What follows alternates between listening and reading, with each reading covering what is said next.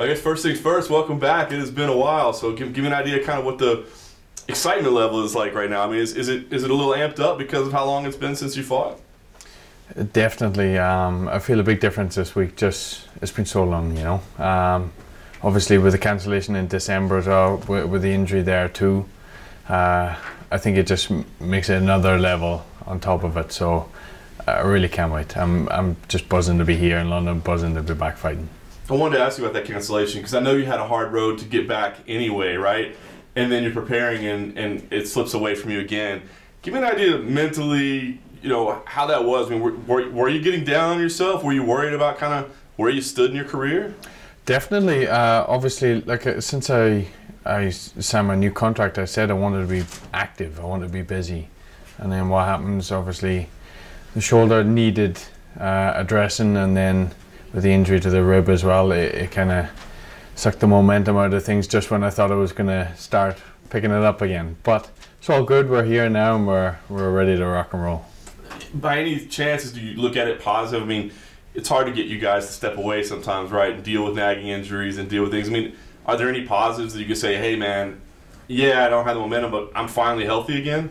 Yeah, well, that's a big positive. Obviously, the shoulder's feeling great. And like I said, that time out, I am buzzing to get going this weekend.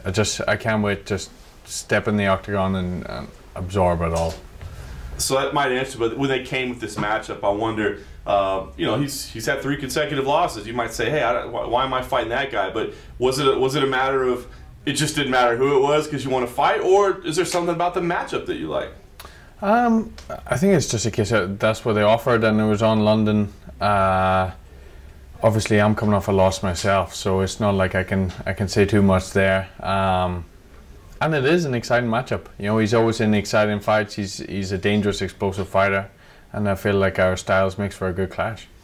You're a veteran, but I wonder how you prep for a guy like Mark, especially. I mean, is there anything you do to prep for that kind of flash that he does bring from time to time, or do you not really worry about those aspects? Not too much. I think when you're fighting, you've got to concentrate on yourself. If you start getting drawn in too much to what they're doing, then you're losing track of what you got control of. You know, I only got control of what I go out and what I do. So focus on myself, prep for it, be prepared for it, and on the night, you know, just I suppose make it up as I go along. Stylistically, as you said, I think people are excited about it because of the way your two games come together. But I do wonder, I mean, you might be a little bit more well-rounded in the grappling department. I mean, is this a type of fight where you go, I mean, we could go out and bang it out and have fun, but yeah, maybe I see some deficiencies there that I can take advantage? Like in his fights, I've seen him grapple a little bit, nothing too crazy, but I suppose it's just whatever opportunity's there, you know, and it's the same every fight. It's not a case of just go out and bang it out. Like, whatever I see, I'll take. I just like to keep my eyes open and take the opportunities when they come. Is the most dangerous part of this fight for you the early part? I mean, getting in there, getting that feel, getting that rhythm against a guy like that can be explosive, flashy, unpredictable. Do you feel like that's the most concerning time for you? I think statistically, it's probably the most dangerous part of the fight anyway for anybody. You know, that's when they're most dangerous. But obviously, I got to stay switched on the whole time. Make sure he's not still explosive in round 3 and catches me with a big shot. So just got to stay switched on from A to Z and get the win. You mentioned before. You said, "Hey man, I want to stay busy," and then all this happened. So give me the idea now that you're back and this would be a big win. I think it's going to be a fun fight. I mean, do you feel like you got to make up for lost time? Is there, you know, is the idea to stay busy, or do you have to be careful what you say in regards to that? Well, I would like to be busy. You know, if I can get this one, touch wood, get out injury free. If I could get one maybe mid-May or something. I got a wedding I'm a groomsman for in June, so the start of June. So I won't be able to fight then. But you know, if I can stay in shape leading up to that, maybe, who knows? You know, we'll see what the schedule is. We'll speak to my manager and you know, kind of line it up from there.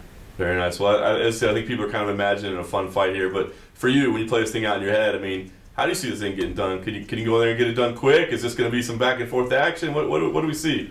Yeah, I suppose I see it all. Like that's the thing, when I visualize it, I try to visualize the best and the worst, because I find when you visualize the worst and work your way out of it is good practice too, you know, rather than just going in there thinking I'm going to get it all my own way. Then on the night when you turn up and if things ain't going to plan, then you're in trouble. So I like to visualize it all and just let it play out.